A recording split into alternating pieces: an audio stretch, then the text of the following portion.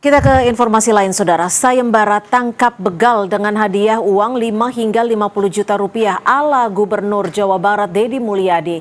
Dikritik Menteri HAM Natalius Pigai. Sementara meski mendapat kritikan, Gubernur Deddy Mulyadi tetap menyatakan sayembara tangkap begal tetap jalan terus. Yang bisa melumpuhkan maling, copet, jamret, begal, rampok, kami siapkan hadiah dari 5 sampai 50 juta. Kerja dong, kerja. Jauh-jauh baik. Sayembara tangkap begal dengan hadiah uang 5 hingga 50 juta rupiah ala Gubernur Jawa Barat Deddy Mulyadi dikritik Menteri HAM Natalius Pigai. Menurut Pigai, penangkapan pelaku kejahatan sudah seharusnya dilakukan aparat yang punya kewenangan dan kemampuan, bukan warga yang menangkap begal.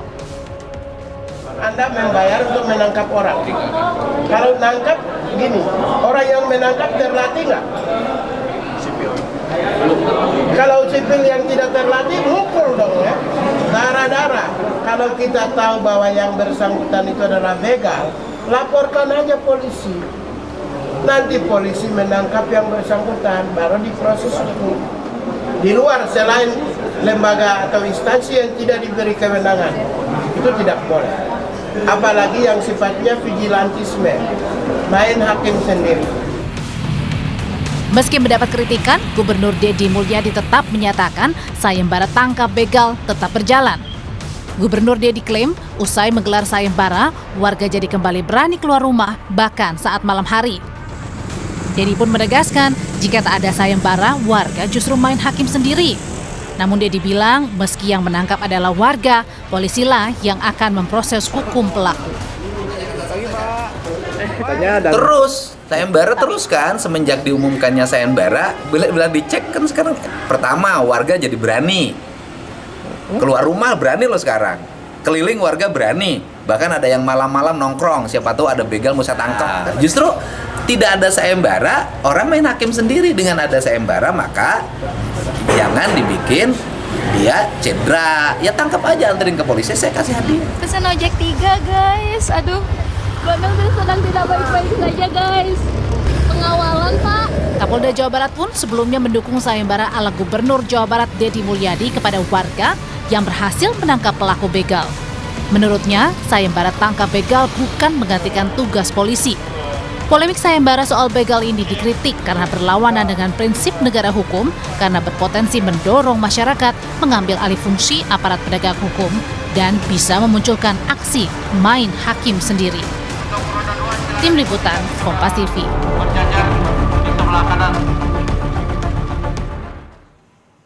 Warga Bandung merespon sayembara tangkap begal ala Gubernur Jawa Barat Deddy Mulyadi. Warga merespon positif sayembara tangkap begal, namun warga tetap meminta peran aktif polisi yang menangkap begal, bukan masyarakat.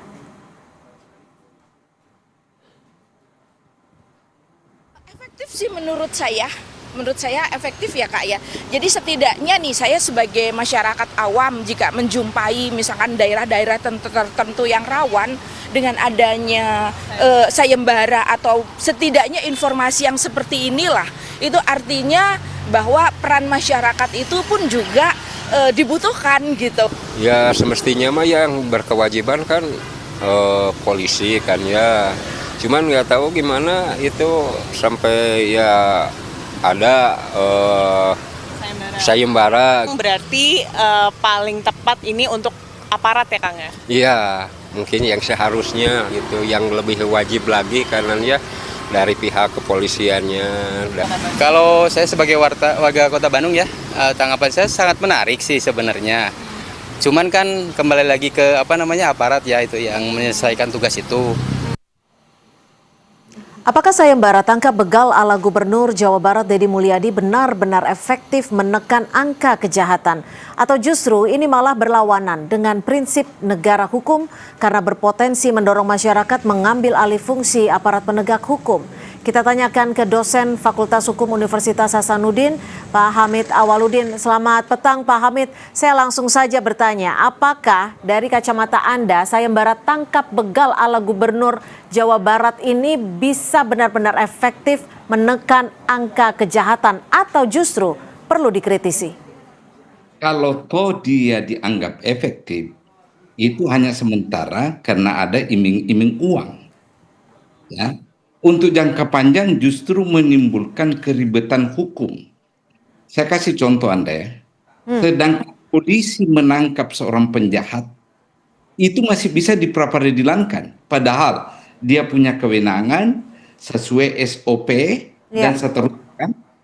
Apalagi kalau yang menangkapnya itu bukan polisi. Itu saja secara sederhana. Sedangkan polisi yang secara hukum memiliki kewenangan menangkap, pada saat dia tangkap orang belum tentu sesuai prosedurnya kan, meskipun dia punya kewenangan. Apalagi kalau non polisi yang sama sekali tidak ada alas haknya, apalagi kewenangannya menangkap seseorang.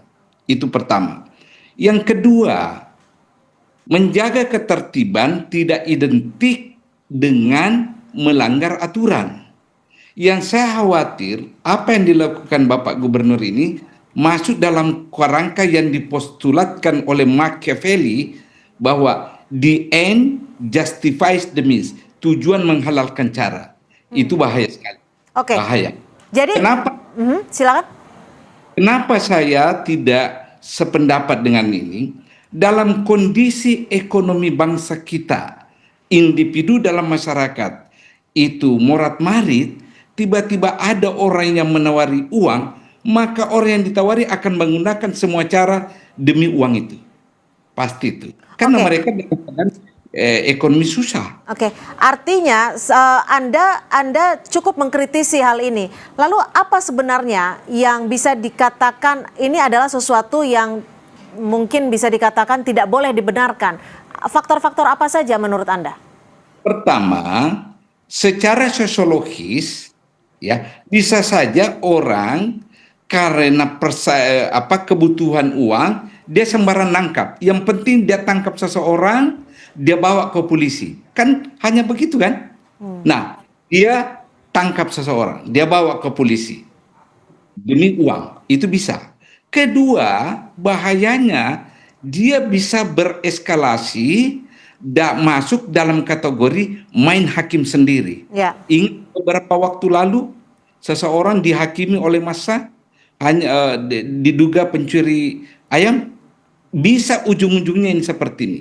Kalau itu terjadi, jangankan dihakimi, ditangkap oleh orang yang tidak punya kewenangan saja, itu awal dari keruntuhan sistem hukum kita. Itu pelanggaran hukum. Pak Hamid, jika menurut Anda ini adalah awal keruntuhan sistem hukum, tapi yang menjadi fokus saat ini adalah ada dua respon yang berbeda. Masyarakat di sisi lain mendukung program yang diselenggarakan, bukan program ya, mendukung apa yang disampaikan oleh Gubernur KDM karena menilai kejahatan begal ini sudah semakin mengkhawatirkan. Tapi di sisi lain ada asas-asas hukum yang memang dikhawatirkan sudah dilanggar. Seperti yang Anda sebutkan tadi, proses hukumnya bisa saja tidak adil atau praduga tidak bersalahnya juga tidak dikedepankan. Apa yang bisa dilakukan jika kondisinya saat ini sudah diucapkan oleh KDM? Pertama, kebijakan ini jangan diteruskan. Kedua, mendorong polisi lebih proaktif, lebih agresif untuk memonitoring setiap pergerakan orang-orang begal. Mereka punya data itu. Mereka punya data, mereka tahu di sektor mana biasa ada laporan. Itu yang diperketat. Bukan membentuk satuan baru yang bernama sayembara yang melibatkan masyarakat yang tidak punya kewenangan menangkap. Artinya memang ada pergeseran fungsi ketika mungkin polisi dianggap tidak bisa bergerak lebih efektif lagi, seperti itu Pak Hamid, atau seperti apa? Itulah tantangannya polisi, bahwa dalam rangka menghindari adanya penangkapan di luar kewenangan polisi, lebih baik polisi proaktif, dinamis, dan progres untuk melakukan tugas-tugas pengawasan dan penangkapan terhadap orang-orang yang ditengarai begal. Itu yang dorong. Pak Hamid, apakah tujuan baik ini kan misalkan kita melihat garis besarnya tujuannya adalah baik supaya tidak ada lagi tindak kriminalitas. Tujuan baik ini bisa dibenarkan jika memang bisa dikatakan mengikis fungsi petugas dalam hal ini polisi dan juga mengikis fungsi hukum itu sendiri. Itu tidak bisa dibenarkan karena ini kan negara hukum. Ingat ya, ada dua prinsip utama penegakan hukum pidana itu. Presumption of innocence, tidak boleh ada orang yang dicurigai salah sebelum kita putuskan. Dan ini kan ditangkap. Ya. Tangkap, berarti dia sudah hakul yakin ini orang ini bahwa diproses oleh polisi ke dapat atau tidak, lain lagi soalnya. Dia sudah menangkap orang. Yang kedua, masalah hak asasi. Ingat ya, dalam konstitusi kita dikatakan seseorang itu berhak diperlakukan sama di depan hukum. Ya. Dan itu adalah hak asasi yang masuk kategori non-derogable right. Hak yang tidak boleh dicabut. Kalau Anda ditangkap oleh satuan atau orang atau kelompok orang yang tidak punya kewenangan, itu kan Anda tidak diperlakukan sama di depan hukum. Baik. Yang boleh menangkap Anda adalah wakil negara yang bernama polisi. Baik, tentu ini semua masih perlu dikritisi dan kita lihat ke depannya akan seperti apa. Tentu harapan Anda seperti Anda sebutkan tadi bahwa baiknya ditarik seperti itu ya kebijakan ini. Terima kasih dosen Fakultas Hukum Universitas Hasanuddin Pak Hamid Awaludin sudah berbagi perspektif di Kompas Petang. Selamat sore Pak Hamid. Terima kasih.